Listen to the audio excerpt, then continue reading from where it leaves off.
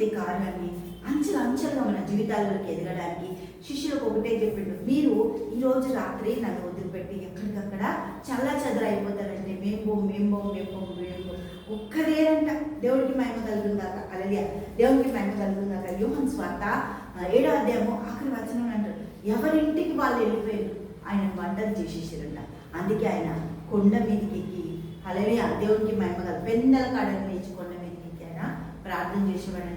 ఒంటరిగా వదిలిపెట్టిన అది మనకు చాలా బెనిఫిట్. ఎందుకడు దేవుడికి మహిమ కలుగుందాక. ప్రార్థన సమయాన్ని మనము గడపగలుగుతాం. దేవుడికి మహిమ కలుగుందాక. ప్రతి ప్రార్థనకి ఆయన జవాబిచ్చే దేవుడు, ప్రతి దగ్గర ఆయన మాట్లాడే దేవుడు, ప్రతి ఒక్కటి దేవుడు మన జీవితాల్లోకి సమకూర్చే దేవుడు. దేవునికి మహిమ కలుగుందాక. హల్లెలూయా. ప్రతి కార్యము సఫలత చేసే దేవుడిని మనం కలిగి ఉన్నాం.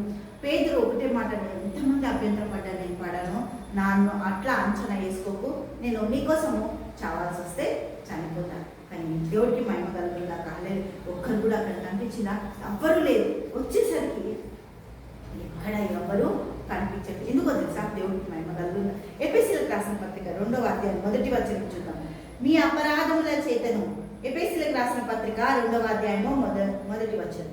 మీ అపరాధముల చేతను పాపముల చేతను మీరు చచ్చిన వారై ఉండగా ఆయన మిమ్మల్ని క్రీస్తుతో కూడా బ్రతికించెను.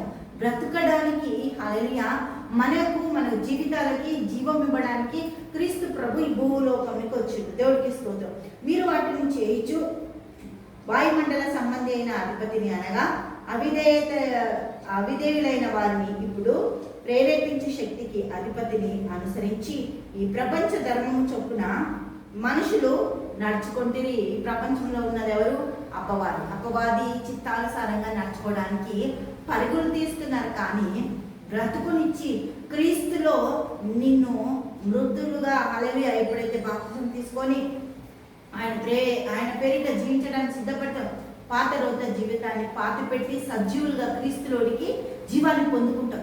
అటువంటి మన కొరకు ఆయన సిద్ధపరిచిన జీవాన్ని ఇవ్వడానికి, మన కొరకు నిత్యత్వంలోనికి నడిపించడానికి ఆయన ఈ భూమి మీదకి వచ్చి మన అపరాధముల చేత చచ్చిపోతున్న మనల్ని, పాపపు ఊబిలో పడి కూరుకుపోతున్న మనల్ని, కృంగిపోతున్న మనల్ని లేవనెత్తి ఆయన మనకు సాక్షులుగా చేయాలని ఆయన ఆశ. భూమి మీద అపవాదిని జయించి పరలోక రాజ్యపు వారసులుగా భూమి మీద జీవించడానికి ఆయన మనల్ని స్థిరపరిచి, సిద్ధపరిచి, బలపరిచి, నడిపించి ప్రతి మార్గంలో సన్మార్గాలు ఆయన సిద్ధపరిచి అపరాధముల చేత, పాపముల చేత, దోషముల చేత నలగగొట్టబడి మనము వేదనలతో ఎక్కడైతే చనిపోయి పడిపోయి ఉన్నామో అక్కడి నుంచి లేవనెత్తినట.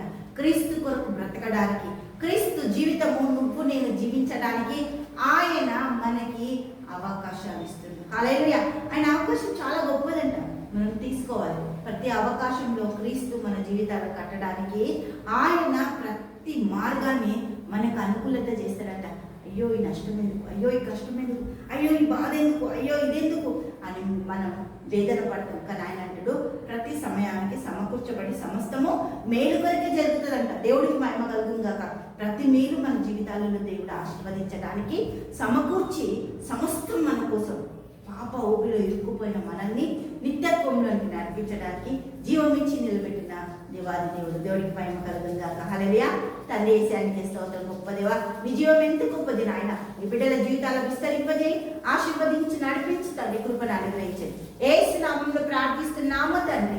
ఆమేన్, ఆమేన్, ఆమేన్.